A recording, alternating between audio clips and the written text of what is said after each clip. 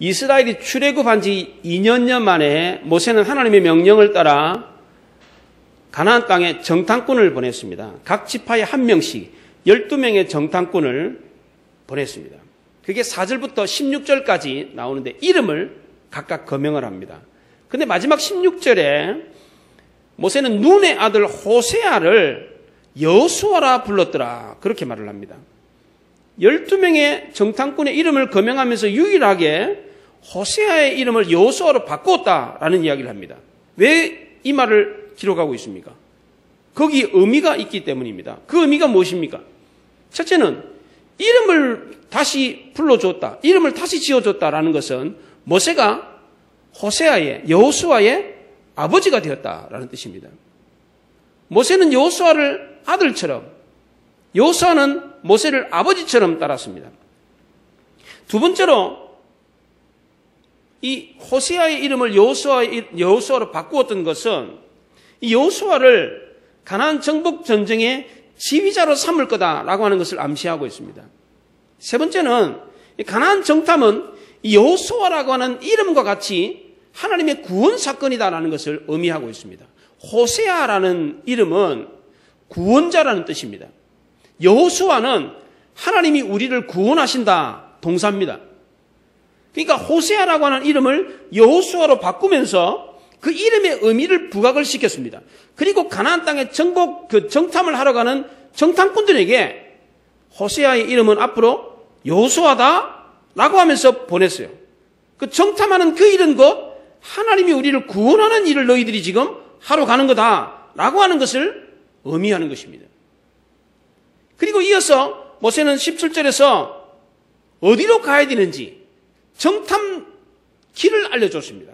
17절에 보면 모세가 가나안 땅을 정탐하러 그들을 보내며 이르되 너희는 네겝 길로 행하여 산지로 올라가서 그랬습니다. 네겝 길에서 행해서 산지로 올라가라. 이 네겝은 이스라엘 땅의 남쪽 땅을 말합니다. 그 남쪽 땅은 사막입니다. 사막. 1년 연 평균 강수량이 300mm가 안 되는, 우리나라 한 번 오면 한 300mm씩 옵니다. 3cm만큼 옵니다. 근데 그 1년 내내 내려도 300mm밖에 안 내려요. 그 메마르고 건조한 땅입니다. 그 땅을 지나서 산지로 올라가라. 그렇게 말을 했습니다. 왜 이 남방 땅을 가라고 했느냐? 남방의 네겝으로 가라고 했느냐? 지금 있는 가데스 바네아가 이 남방 땅입니다. 근데 남방 땅은 오아시스가 있는 곳에 도시가 형성되어 있습니다.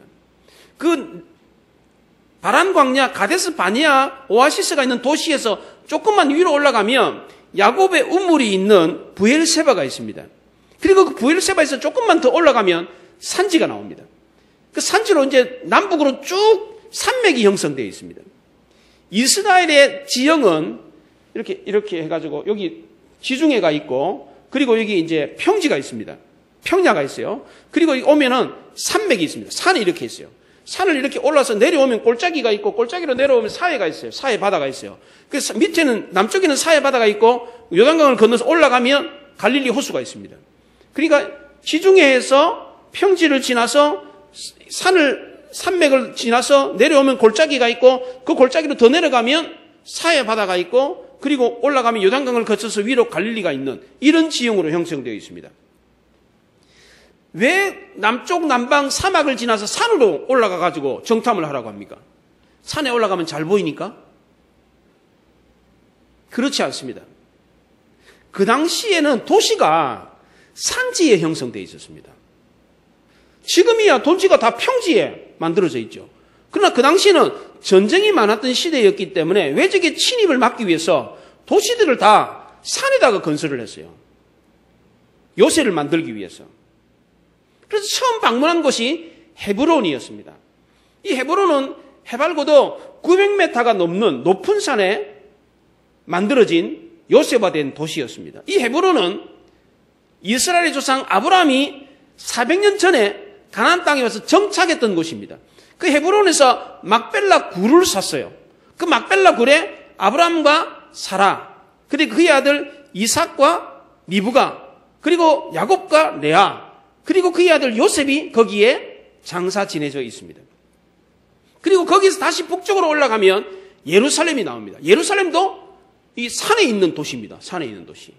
예루살렘도 해발고도 765m에 있는 높은 산에 있어요. 우리나라, 우리 저기 남산이, 북한산이 한 600m 조금, 700m 정도 돼요, 고지가. 그 높은 산에 예루살렘 도시가 형성되어 있습니다. 그리고 그 예루살렘이 다시 또 북쪽으로 올라가면 세겜성이 나옵니다. 세겜성이. 헤브론, 예루살렘, 세겜성. 북쪽으로 쭉 올라가면은, 제일 꼭대기로 올라가면 그 헬몬산, 눈 덮인 산이 나옵니다. 그리고 왼쪽으로 오면은 평야지대가 나와요. 그 평야지대를 돌아서 이렇게 다시 에스골 골짜기로 가서 그 과일을 가지고 바란 광야, 가데스 바냐로 돌아오는 그런 순으로 정탐을 했습니다. 모세가 정탐꾼을 보낼 때 명령한 것이 두 가지였습니다. 첫째는 땅을 정탐하라고 그랬어요. 뭘 정탐하느냐? 거민이 강한지 약한지, 거민이 많은지 적은지, 땅이 좋은지 나쁜지, 성읍이 진영인지 평지에 있는 성인지 산에 있는 성인지, 토지가 비옥한지 메마른지, 나무가 있는지 없는지 이 땅을 정탐하라 그렇게 말했어요. 두 번째는 그 땅에 있는 실과를 가져오라 그랬습니다. 정탐꾼들이 가나안 땅에 들어갔을 때가 포도가 처음 익을 때라고 그랬습니다. 여름이 되면 포도가 있잖아요. 그 여름에 가나안에 정탐하러 들어갔던 겁니다. 그리고 40일을 정탐하고 돌아올 때가 가을이에요, 가을 초입입니다. 그 포도가 가을에 익습니다. 여름에 익는 게 아닙니다. 완전히 익는 게. 그 포도 수확은 초가을에 합니다. 그렇죠, 그죠? 예, 초가을에 포도 수확을 합니다. 그 포도를 가지고 돌아왔습니다. 모세가 명령한 대로 정탐꾼들이 정탐했던 내용이 이렇게 정탐하라 그랬는데 정탐했던 내용도 두 가지입니다. 첫째는 헤브론 지명을 언급하면서 거기 아낙 자손을 보았다라고 했습니다. 헤브론 지명을 언급하면서 이 헤브론을 두 가지로 설명을 했는데 첫째는 애굽의 소암성보다 7년 전에 만들어진 도시다 그랬습니다. 이 애굽의 소안은 애굽의 북쪽 델타 삼각주 이스라엘 백성들이 살았던 그 고센 땅에 있는 고대 도시를 말합니다. 그 옛날 고대 도시보다 7년 전에 세워진 그것보다 더 오래 도시가 형성된 곳이 바로 헤브론이다 그렇게 말했습니다. 그리고 또 하나 이 헤브론은 아낙 자손이 살고 있다 그렇게 말을 했습니다. 이 아낙 자손 중에서 3명의 이 지도자의 이름을 거명하면서 지금 모세가 기록하고 있는 이 성경이 역사적인 사실이다라는 것을 증명하고 있습니다. 두 번째로 정탐한 내용은 그 땅에서 나는 과일이었습니다. 정탐을 마치고 돌아오는 길에 에스골 골짜기에서 포도송이와 석류와 무화과를 따가지고 돌아왔는데 특별히 이 포도송이가 얼마나 컸든지 한 송이를 땄는데 그 송이가 너무 커가지고 두 사람이 막대기를 이렇게 포도송이 사이에 끼어가 어깨에 메고 왔습니다. 이 과일을 에스골 골짜기에서 따가지고 왔는데 이 에스골이라는 말이 포도송이라는 뜻입니다. 그만큼 이 땅이 기름지고 비옥한 땅이었다는 것입니다.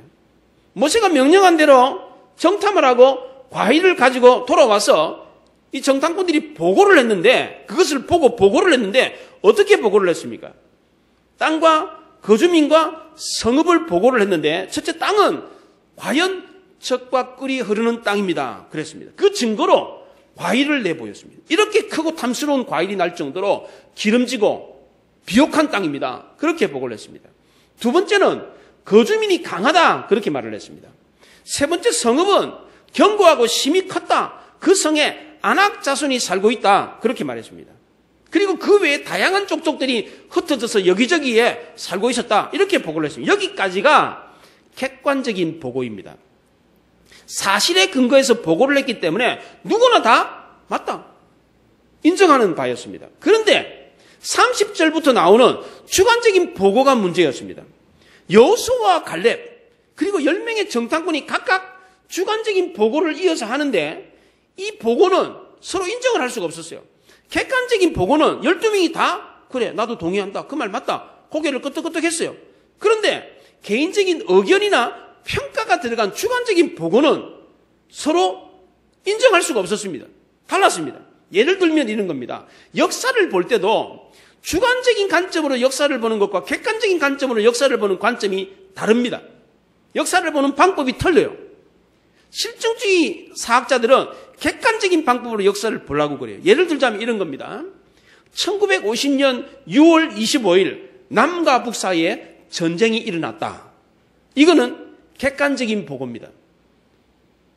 실제로 1950년 6월 25일 남북 전쟁이 일어났잖아요. 맞잖아요. 이거는 북쪽도 인정하고 남쪽도 인정하는 겁니다. 그런데 1950년 6월 25일 북한이 남한을 침공했다. 이 보고는 우리는 인정하는데 북한에서는 인정 안 합니다. 우리가 침공한 게 아니다. 북침이 아니고 남침이다. 너네가 먼저 침공했잖아. 우리는 북한이 먼저 침공했잖아. 이렇게 말합니다. 누구 말이 맞습니까? 서로 틀려요. 이거는 어떤 사건에 대한 해설과 의견이 들어간 겁니다. 이거는 주관적인 보고예요. 이 주관적인 보고에 대해서는 서로가 인정을 안 하는 경우가 많습니다. 이런 경우에 어떻게 진위를 밝힐 수가 있습니까? 누군가 먼저 공격을 했으니까 전쟁이 일어난 건데 누가 먼저 공격을 해가지고 전쟁이 일어난 겁니까? 이 진위를 어떻게 밝히겠습니까? 다 자기가 옳다고 말하는데 누구 말이 옳습니까? 이 진위를 밝히는 여부는 그 진실을 뒷받침하는 논리를 보면 알 수가 있습니다. 오늘 본문에서도 마찬가지입니다. 27절까지 객관적인 보고에 대해서는 서로 이견이 없습니다. 하지만 30절부터 나오는 주관적인 보고는 서로 자기 말이 맞다고 합니다. 도대체 누구 말이 맞는 겁니까? 진실은 그 자체가 사실이기 때문에 긴 말이 필요가 없습니다. 그런데 거짓은 그 자체가 사실이 아니기 때문에 여러 말을 덧붙여야 됩니다. 먼저 진실을 말했던 갈렙은 어떻게 말했습니까? 30절에 보십시오. 갈렙이 모세 앞에서 백성을 조용하게 하고 이르되 우리가 곧 올라가서 그 땅을 취하자 능히 이기리라. 한 절 딱 말했어요. 갈렙이 이렇게 자신 있게 말할 수 있었던 근거가 뭡니까? 13장 2절에 보십시오. 사람을 보내어 내가 이스라엘 자손에게 주는 가나안 땅을 정탐하게 하되 그랬어요. 내가 이스라엘 백성들에게 주는 가나안 땅을 정탐해라 그렇게 말했어요. 여기 주는이라는 말은 능동분사로 되어 있습니다. 영어로 말하면 ing, 진행형 그런 뜻입니다. 지금 내가 주는 그 가나안을 정탐해라 이렇게 말을 했습니다. 이 가나안은 먼 미래에 주는 땅이 아니라 지금 내가 너한테 준다. 이건 너 거다. 그러니까 너 거니까 가서 구경하고 와라. 보고 와라. 이 말입니다. 그럼 왜 여기에는 정탐이라는 말을 썼습니까? 구경하고 와라. 네 거니까 구경하고 와라. 이렇게 말하면 되잖아요. 그런데 왜 정탐이라는 말을 썼습니까? 정탐이 뭡니까? 몰래 가서 보고 오는 겁니다. 너 그거 못 믿겠거들랑 가서 몰래 가서 한번 보고 와라. 그렇게 말을 했습니다. 갈렙은 지금 하나님이 이 땅을 우리에게 주신다. 이 말을 확실하게 믿었습니다. 그러니까 지금 이거 우리 거야. 우리 거. 우리 땅이야. 그러니까 가서 취하기만 하면 돼. 올라가기만 하면 우리 거야 이거. 이렇게 쉽게 말을 했던 것입니다. 그런데 나머지 10명의 정탐꾼들은 어떻게 보고를 했습니까? 어떻게 주관적인 보고를 했습니까? 그게 31절부터 33절에 나오는데 31절에 이릅니다. 우리는 능히 올라가서 그 백성을 치지 못하리라 그랬어요. 왜? 그들이 우리보다 강하기 때문이다. 그들이 이스라엘 백성들보다 강한지 싸워봤어요? 겨루어봤나? 겨루어보지도 않고 그들이 우리보다 강하다 그렇게 말합니다. 32절에서는 땅을 악평했습니다. 악평하다는 말은 중상모략했다는 말입니다. 중상모략이라는 말은 근거 없는 말로 남을 헛들고 사실을 왜곡하거나 속임수를 써가지고 남을 해롭게 한다는 뜻입니다. 어떻게 남을 헛들고 어떻게 남을 해롭게 합니까? 오늘 성경 32절에 그 땅은 그 주민을 삼키는 땅이다 그렇게 말했습니다. 삼킨다는 말은 개걸스럽게 먹어치운다는 겁니다. 지진을 일으켜가지고 땅이 갈라지고 사람을 삼키고 그리고 먹을 것이 없어가 사람들이 다 죽어버리고 그런 땅이라는 거예요. 이 말이 맞습니까? 27절에 땅에 대한 객관적인 보고를 할 때는 뭐라 그랬습니까? 정말 그 땅에는 젖과 꿀이 흐릅니다. 그 증거가 바로 이 과일입니다. 이렇게 보고를 했어요. 그런데 주관적인 보고를 할 때는 그 땅은 그 주민을 삼키는 땅이다. 먹을 것이 없어가지고 다 굶어 죽는 땅이다. 정말 그렇습니까? 먹을 것이 없어가지고 다 굶어 죽는 땅이었습니까? 정반대입니다. 먹을 게 차고 넘쳐가지고 너무너무 잘 먹어가지고 키도 크고 힘이 세고 거인들이 살고 있었습니다. 그럼 앞에서 말한 객관적인 보고의 말이 맞습니까? 뒤에서 말하는 주관적인 보고의 말이 맞습니까? 어느 말이 맞습니까? 앞말과 뒷말이 틀립니다. 어느 말이 맞아요? 말의 진위를 떠나서 앞말과 뒷말이 틀려요. 모순이 생겼어요. 지금 무슨 말 하는 거예요, 지금? 거짓말하고 있는 겁니다. 22절 하반절에서는 거기서 본 모든 백성은 신장이 장대한 자다 그 말했어요. 가나안에 갔더니 가나안 모든 사람들이 다 키가 크더라 그랬어요. 정말 그렇습니까? 대한민국 사람들은 다 키가 큽니까? 유럽 사람들은 다 키가 큽니까? 그렇지 않습니다. 논리가 궁색하니까 과장을 합니다. 뻥을 쳐요, 뻥을. 신명기에서는 그 성벽이 하늘에 닿았다고 합니다. 하늘에. 가나안 땅에 세워진 성벽들은 뭐 9m 정도밖에 안 됩니다. 높아봐야. 예. 그런데 이스라엘 백성들이 애굽에 살았을 때 그들이 세웠던 국고성, 비돔성 같은 경우는 그보다 훨씬 더 큰 성입니다. 어마어마하게 큰 성들이 많아요. 그 성에 비하면 사실 9m는 그렇게 높은 성도 아니에요. 그런데 하늘에 닿았다 그래요. 얼마나 뻥을 치는 겁니까, 얼마나. 논리가 빈약하니까 막 확대해서 그래요. 막 뻥을 쳐요, 막. 이걸 누가 잘합니까? 마귀가 잘합니다, 마귀가. 마귀는 작은 문제를 확대해서 그럽니다. 아무것도 아닌 걸 가지고 마치 대단히 심각한 문제인 양 막 확대해서 해석을 합니다. 게다가 33절에서는 아낙 자손이 네피림의 후손이다 그렇게 말합니다. 여기 네피림의 후손은 창세기 6장에 나옵니다. 그리고 창세기 7장에 노아 홍수가 일어납니다. 노아 홍수 때 살아남은 사람 노아의 가족 8명 뿐입니다. 네피림은 노아 홍수 이전에 살았던 사람들입니다. 거인들이요. 그러면 이 네피림이 살아남은 사람이 있습니까, 없습니까? 없다는 겁니다. 다 죽었어요, 네피림이. 그런데 아낙 자손이 네피림의 후손이랍니다. 맞습니까, 틀렸습니까? 얼토당토 않은 얘기예요. 노아 홍수 때 노아의 가족 8명 위에는 다 죽었다고요. 그런데 네피림의 후손이 살아남아가지고 아낙 자손이 바로 네피림의 후손이다. 이게 말이 안 되는 말을 했어요. 이렇게 말을 하니까 자기 스스로는 메뚜기처럼 보였습니다. 우리 스스로가 보기에도 메뚜기 같고 그들이 우리를 볼 때도 메뚜기 같다 그렇게 말했어요. 가나안 모든 사람들이 다 키가 크니까 자기는 메뚜기 같아요. 남이 나를 봐도 메뚜기처럼 볼 것 같아. 왜 이렇게 하나님의 자녀들이 연약하고 보잘것없는 존재가 돼버렸습니까? 영적 전쟁에서 가장 큰 문제는 강한 사탄이 문제가 아니라 연약한 우리의 믿음이 문제입니다. 사탄이 강한 게 문제가 아니고 우리의 믿음이 약한 게 문제라는 겁니다. 아무리 사탄이 강해도 우리의 믿음이 강하면 능히 이길 수가 있습니다. 아무리 강한 사탄이라고 할지라도 우리가 대적하면 사탄은 물러간다 그랬어요. 야고보 4장 7절에 그런즉 너희는 하나님께 복종할지어다. 마귀를 대적하라. 그리하면 너희를 피하리라 그랬어요. 아무리 강한 마귀라고 할지라도 우리가 우씨 왜 그래 이러면 어머 하고 꼬리를 내리고 도망간다는 거예요. 그런데 왜 우리는 현실의 삶 속에서 마귀와의 싸움에서 번번이 지고 맙니까? 우리가 싸우자고 덤비면 마귀는 싸움을 피하고 도망을 가버려요. 그런데 왜 우리는 현실의 삶 속에서 번번이 계속해서 마귀와 싸웠다 그러면 지고 맙니까? 거대한 세상 앞에 스스로 자기를 메뚜기처럼 여기기 때문입니다. 그러니까 한번 싸워보지도 못하고 그렇게 포기해버리는 겁니다. 요즘 젊은이들이 취업을 못한다고 합니다.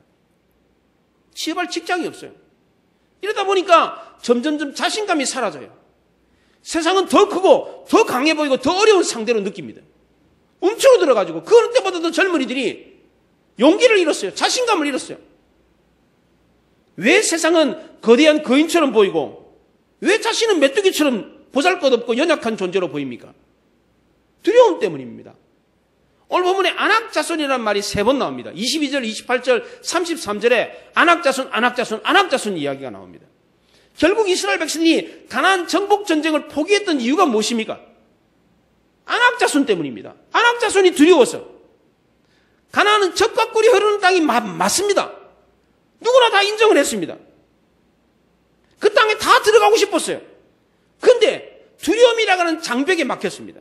그 장벽은 마치 가나안 땅에서 보았던 그 산지에 세워졌던 크고 견고한 성벽처럼 높았습니다. 우리가 사는 세상도 온통 장벽으로 둘러싸여 있습니다. 입시 장벽, 결혼 장벽, 취업 장벽, 사업 장벽, 집 마련하는 장벽, 장벽 투성이에요. 계속되는 장벽이 우리 앞을 가로막고 있습니다. 이런 장벽은 아무나 쉽게 넘을 수가 없는 것입니다. 그러기에 그 장벽 앞에서 뒤돌아서고 좌절하는 사람들이 많습니다. 우리가 사는 세상은 두려움의 연속입니다. 이 두려움 때문에 망설이고 주저앉고 뒤로 물러서는 사람들이 많습니다. 왜 두려워합니까? 불신 때문입니다. 믿음이 없기 때문입니다. 이 불신은 안 믿어지면 그만, 이런 정도가 아닙니다. 안 믿어지면 그만이지 안 믿어지는데 어떡해. 이런 게 아닙니다. 이 불신이 얼마나 큰 대가를 치러야 됩니까? 이스라엘 백성들은 가나안을 눈앞에 두고 불신했을 때 얼마나 큰 대가를 치렀습니까? 38년 동안 메마른 광야를 배회하며 다 죽어야 됐습니다. 얼마나 끔찍한 대가입니까? 그 불신이.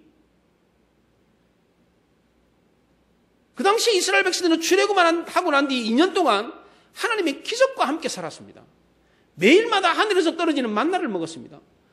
바위에서 물이 터져지는 그 물을 먹었어요. 하늘에서 고기가 떨어지는 걸 먹었어요. 매일마다 이스라엘 백성들 위에 구름기둥이 있었어요. 햇빛을 가려주는 구름기둥. 밤에는 불기둥이 이렇게 세워져가지고 그 추운 날씨에 그 사막 기후에 이스라엘 백성들을 따뜻하게 해줬어요. 40년 동안 광야 생활을 하면서 이스라엘 백성 내내 기적과 함께 있었습니다. 근데 어떻게 안 믿어지냐 이거예요. 어떻게. 교회를 20년 30년 다니는데 어떻게 안 믿어지냐 이거예요. 이게. 안 믿으면 어떡해요, 안 믿어져요. 어떡해요, 안 믿어지는데 그만입니까? 불신은 안 믿어지면 그만. 그게 아닙니다, 이게. 불신이 치러야 되는 대가는 어마어마한 것입니다. 불신하기 때문에 영원한 천국을 못 가는 거예요. 불신하기 때문에 이 땅에서 누리는 놀라운 축복을 못 받는 겁니다. 그런데 불신이 안 믿으면 어떡해. 그만. 그겁니까? 그런 정도가 아닙니다, 이게. 정탐꾼들도 마찬가지에서 하나님이 주는 땅이라 그랬어요. 그 땅을 지금 정탐하러 가는데 믿지 못하니까 두려워 떨었습니다. 그런데 갈렙은 그렇지 않았습니다. 두려워하지 않았어요. 왜요? 그러니까 믿음의 용장이었기 때문입니까? 그렇지 않습니다.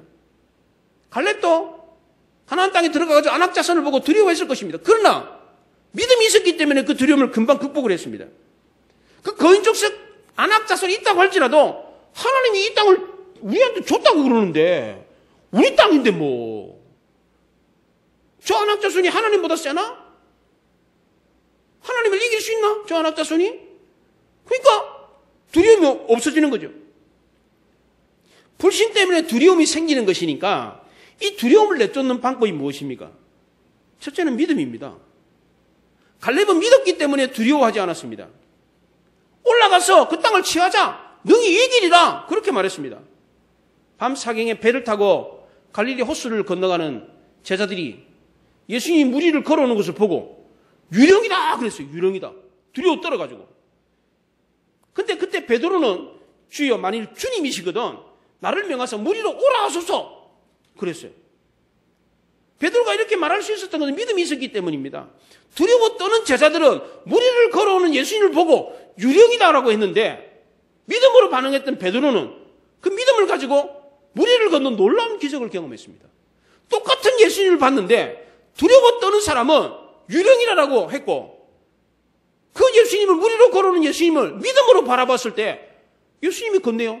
나도 걷게 해주십시오. 물 위를 걷는 기적을 경험했다고요. 다윗이 어린 목동 시절에 골리앗 장수 앞에 나설 수 있었던 이유가 무엇입니까? 믿음이 있었기 때문입니다. 블레셋과의 전쟁에 나갔던 이스라엘 백성들은 다들 한결같이 두려워 떨어가지고 골리앗 앞에 서기를 두려워했습니다. 오금이 저려가지고 엄청달싹 못했습니다. 이때 다윗이 어린 나이임에도 불구하고 당당하게 그 죽음의 전장에 나갔습니다. 두려운 마음으로 골리앗을 바라보았던 이스라엘 백성들은 아무것도 하지 못하고 벌벌 떨었습니다. 그러나 믿음의 눈으로 골리앗을 바라봤을 때 다윗에게는 의분이 생겼어요. 의분이. 두렵기는 뭐가 두려워? 만군의 여호와의 이름을 망령되게 이끄는 그 골리앗을 보면서 의분이 막 불일 듯 일어났습니다. 다윗이 골리앗을 물리칠 수 있었던 것은 물맷돌을 잘 던졌기 때문에가 아닙니다. 믿음 때문입니다. 믿음. 두 번째로 불신 때문에 생기는 두려움을 극복하는 방법은 사랑입니다. 요한일서 4장 18절에 사랑 안에는 두려움이 없고 온전한 사랑이 두려움을 내쫓는다고 했습니다. 사랑이 두려움을 내쫓습니다. 디모데후서 1장 7절에서는 하나님이 우리에게 주신 것은 두려워하는 마음이 아니 오직 능력과 사랑과 절제하는 마음이니 그랬습니다. 하나님이 우리에게 두려워하는 마음을 주시지 않는답니다. 하나님이 주시는 것은 능력과 사랑과 절제랍니다. 우리 마음에 두려움이 생겼다면 이건 하나님이 주신 게 아닙니다. 마귀가 우리를 공격하는 주된 방법이 무엇입니까? 마음을 공격하는 것입니다. 마귀가 가룟 유다를 어떻게 공격했습니까? 그 마음에 예수를 팔 생각을 심어 넣었더라 그랬습니다. 만약 마귀가 우리를 공격하기 위해서 우리 마음에 두려움을 심어 넣었다면 어떻게 해야 됩니까? 여러분 마음 가운데 두려움이 있다면, 불안한 마음이 있다면 이건 누가 준 겁니까? 하나님이 준 겁니까? 마귀가 준 겁니다. 그걸 알아야 됩니다. 그리고 그 두려움을 내쫓아야 됩니다. 내쫓는 방법이 무엇입니까? 바로 사랑이라는 것입니다. 하나님이 나를 사랑하신다라는 것을 알면 두려워할 필요가 없다는 겁니다. 지금 이 자리에서 예배를 드리는 여러분들도 하나님이 지금 이 순간에 여러분들 한 사람 한 사람을 사랑한다, 나를 눈동자처럼 지키고 보호한다 라고 하는 그 사랑을 확신하며 두려워할 이유가 없는 것입니다. 하나님이 우리를 사랑하셔서 가장 아끼는 독생자 예수 그리스도도 주셨는데 뭘 못 주겠어요? 가장 값비싼 값을 치렀는데 우리를 위해서 못 해줄 게 뭐가 있겠습니까? 이런 사랑을 확신한다면 우리는 그 무엇도 그 어떤 것도 두려워할 필요가 없는 것입니다. 우리 역시도 하나님을 사랑하며 두려워할 게 없습니다. 로마서 8장 28절에 우리가 알거니와 하나님을 사랑하는 자 곧 그의 뜻대로 부르심을 입은 자들에게는 모든 것이 합력하여 선을 이루느니라 그랬습니다. 하나님을 사랑하는 사람은 모든 것이 합력하여 선을 이룬답니다. 내가 하나님을 사랑하면 무엇을 하든지 어디를 가든지 다 합력해서 선을 이룬다고 합니다. 그러니까 뭘 하든 어디를 가든 열심히 하기만 하면 돼. 하나님 사랑하는 마음을 가지고. 그러면 다 선을 이루는 거예요. 갈렙은 하나님을 사랑하고 있었습니다. 하나님의 사랑을 확신했습니다. 하나님이 이스라엘 백성들을 사랑해가지고 조상적부터 가나안 땅을 주겠다고 약속했다는 것을 알고 있었습니다. 갈렙 역시도 하나님을 사랑했습니다. 나중에 갈렙은 여호수아와 함께 이스라엘 백성들 앞에서 옷을 찢었어요. 하나님이 우리를 사랑해가지고 이 땅을 줬는데 왜 그것을 믿지 못하고 그 땅에 못 들어갑니까? 우리에게 준 땅입니다. 우리가 들어가서 그냥 차지하기만 하면 됩니다. 저들은 우리의 밥입니다. 저들의 보호자는 떠났고 하나님이 우리와 함께 하십니다. 이걸 믿고 그 땅을 차지하십시다. 올라가십시다. 목 놓아 외쳤습니다. 왜? 하나님을 사랑했기 때문에. 마지막 세 번째로 불신 때문에 생기는 이 두려움 문제를 극복하는 방법은 행동으로 순종하면 됩니다. 행동으로 순종하는 겁니다. 사실 두려움이라는 것은 실체가 없습니다. 생각이 만들어낸 감정일 뿐입니다. 내가 생각한 대로 커질 수도 있고 작아질 수도 있습니다. 우리 마음속에만 힘을 발휘합니다. 마음속에서만 힘을 발휘합니다. 정작 바깥으로 꺼내놓으면 아무것도 아니에요. 이 두려움은 우리가 행동을 시작하면 곧바로 사라집니다. 자전거 타기를 한번 생각해 보십시오. 두 발 자전거를 타는데 그 자전거 타고 가만히 있으면 넘어질까 두려워요. 그런데 이내 페달을 돌리면 그 두려움이 사라집니다. 행동을 시작하면 두려움은 금방 사라집니다. 미국의 유명한 작가 마크 트웨인이라고 하는 작가가 있습니다. 톰 소의 모험, 허클베리 핀의 모험, 왕과 거지 이런 유명한 미국의 소설을 썼던 미국의 대표적인 작가입니다. 이 작가가 이런 얘기했습니다. 앞으로 20년 후에 당신은 자신이 한 일보다 안 한 일을 가지고 더 크게 후회하게 될 것이다. 그렇게 말했습니다. 저도 제 자신의 삶을 되돌아보며 그렇습니다. 한 일 때문에 후회하기보다는 안 한 일 때문에 후회하는 게 너무 많습니다. 돈 없이 미국에 가가지고 유학하고 공부할 수 올 수 있는 기회가 있었어요. 4학년 졸업반 때 저를 가르쳤던 간사님이 미국 시애틀에 외교관으로 대사관 근무자로 미국을 갔는데 저한테 전화가 왔어요. 영수 형제 밥하러 오라고. 미국에 밥하러 오래. 그래서 미국에 그 유학생들 와가지고 그 밥을 해주면서 제자 훈련하는 거 좀 도와달라고. 그저 그 말을 딱 듣고 제가 밥 잘했거든요. 사랑방 방장이라서 밥 잘했어요. 막 한번 밥은 막 20명분씩 막 밥을 하고 그랬습니다. 우리 집 사람 잘 아는데 밥하러 오래. 내가 대학 나와가지고 내가 밥하러 오라고? 좀 자존심이 상하기도 하고 내가 밥하려고 무슨 거기까지 가냐? 안 갔어요.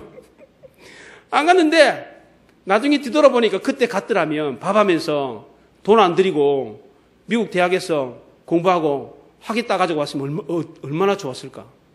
그런 생각이 들더라고요. 얼마나 후회스러운지. 제가 과천 살 때 2천만 원만 있으면 20억짜리 아파트를 살 수가 있었습니다. 2천만 원이 20억이 될 수가 있었습니다. 지금도 그 과천 지나가면 속이 쓰려요. 안에서 후회한 일이 훨씬 많습니다. 제가 대학원 시절에 THM 공부할 때에 대학원에 MDB 공부할 때 600명 중에 10명 장학금을 줘요. 근데 THM 할 때는 THM 전체 중에서 1명 내지 2명밖에 장학금을 안 줘요. 그 장학금 받으면서 공부했어요. 공부 잘하면 뭐해? 논문을 안 썼어요, 논문을. 논문을 썼더라면 진작 박사학위 받았을 텐데 논문을 안 썼어요. 학교 갔다 그러면 도서관보다는 테니스 코트가 더 좋아. 맨날 가서 테니스, 학교 공부하러 가야 되는데 운동하러 학교 가는 거예요, 운동하러. 그렇게 후회스러워요. 우리가 한 일보다 하지 않아서 후회하는 일이 훨씬 더 많다는 것입니다. 그런데 오늘 가나안 정복 전쟁을 놓고 뒤돌아섰던 이스라엘 백성들 중에 이 갈렙은 후회하지 않았습니다. 왜냐하면 50년 후에 가나안에서 가장 강력한 성읍인 헤브론을 정복했기 때문입니다. 진작부터 모세에게 찾아가가지고 가나안 정탐할 때 보았던 그 헤브론 성을 보고서는 저거 내 거다. 그리고 진작부터 모세한테 가가지고 저건 내 땅으로 해. 내가 공격하겠습니다. 내가 차지하겠습니다. 찜해놨어요. 그리고 모세가 죽고 난 뒤에 여호수아한테 가가지고 야, 너 여호수아, 너 그때 같이 가가지고 여호수아, 너 모세가 하는 말 똑똑히 들었지? 저 땅 나한테 준다고 내가 정복하라고 모세가 허락했잖아. 그러니까 나한테 줘 저거. 내가 정복할게. 그래 실제로 50년 이후에 85세의 노인이 되었음에도 불구하고 헤브론을 공격해서 마침내 그 성을 정복합니다. 유다 지파인 갈렙이 이 헤브론을 정복한 것은 대단히 중요한 의미가 있습니다. 훗날 이 헤브론은 다윗이 이스라엘 왕국을 건설하는데 든든한 기초가 되었습니다. 다윗이 이스라엘의 12지파의 왕이 될 수 있었던 것도 이 갈렙의 헤브론 정복 때문이었습니다. 만약 그때 갈렙이 그 헤브론에 아낙 자손이 살고 있다는 이유로 헤브론을 정복하지 않았더라면 어떻게 됐겠습니까? 통일왕국을 건설하고 난 뒤에도 예루살렘 성은 여부수 족속이 살고 있어가지고 그 땅을 차지하지는 못했습니다. 이스라엘 땅 안에 알박기 땅처럼 예루살렘 성을 정복을 못했습니다.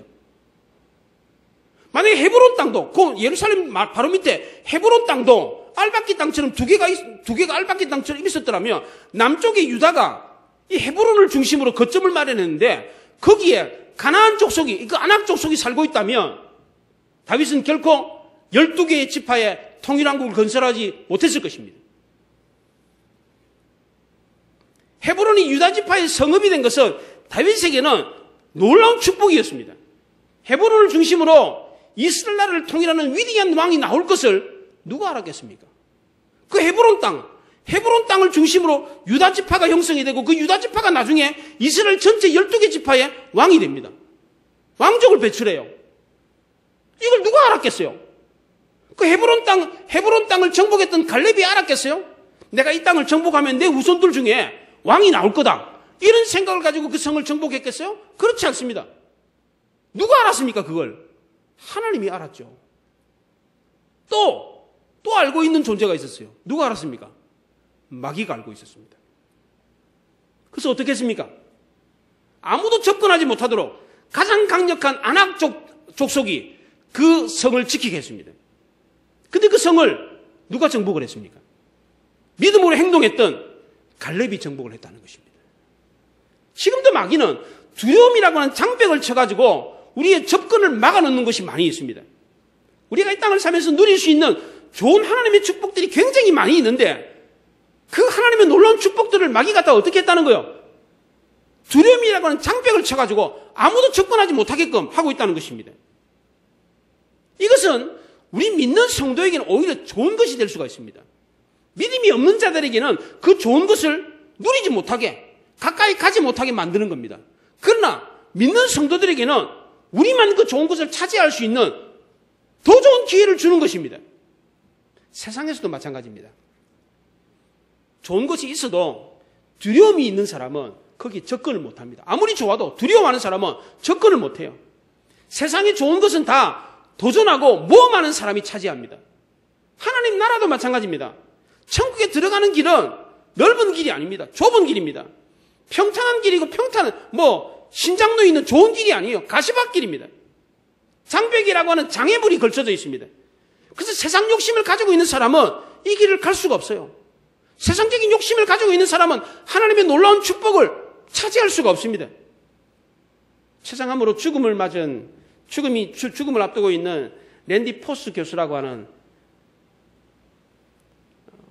케네디 멜론 대학의 교수가 47세로 생을 마감했는데 죽기 전에 400명의 제자들과 교수들 앞에서 마지막 강의를 하면서 이런 얘기를 했습니다.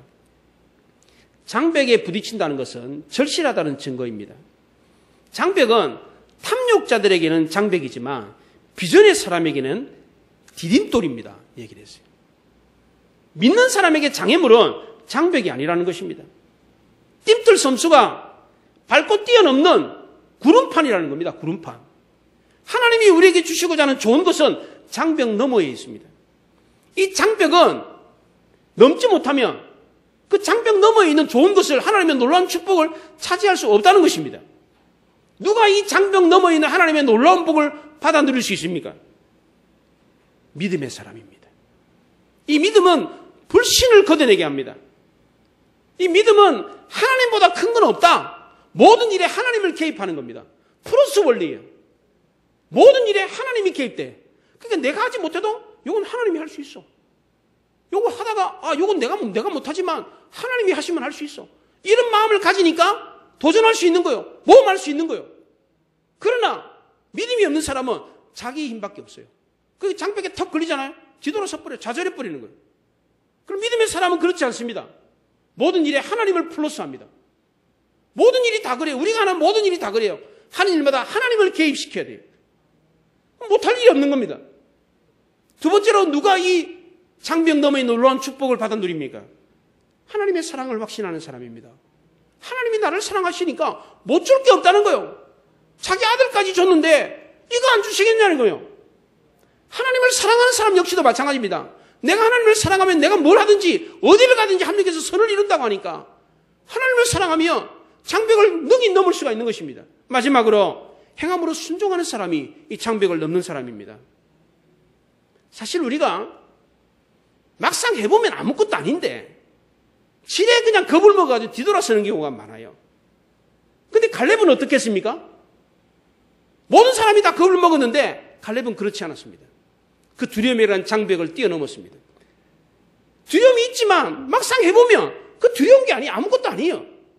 여러분의 삶을 한번 되돌아보십시오. 어떤 일이 있는데 어떤 문제가 있는데 막상 해보니까 이거 아무것도 아니네. 이런 경험을 하신 적 없습니까? 제가 전에 말씀드린 적이 있습니다만 제가 테니스를 치면서 상대방이 공이 오잖아요. 그럼 좀 멀리 떨어져 있으면 저 못 받겠네. 포기를 해버리면 못 받습니다. 근데 머네 그래도 뛰잖아요. 뛰면 받을 수 있는 공이 많아요. 운동하다 보면 그런 경우 있어요. 테니스뿐만 아니라 탁구든 배드민턴이든 배구든 나한테 좀 거리가 멀은데 한번 뛰어보는 거지.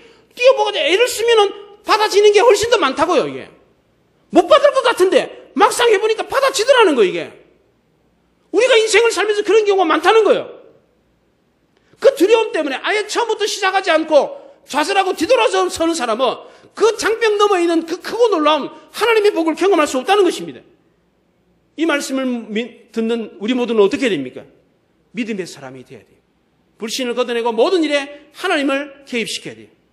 하나님을 사랑하면, 하나님이 사랑한다는 거 확신하면 못 이룰 게 없는 것입니다. 믿음으로 행동하고 순종하는 사람은 장벽을 능히 넘을 수가 있고 그 장벽 너머에 놀라운 하나님의 복을 받을 수가 있습니다. 이 말씀을 믿고 장벽 너머에 하나님의 놀라운 복을 받아 누리는 여러분들이 되시기 바랍니다. 기도하십시다.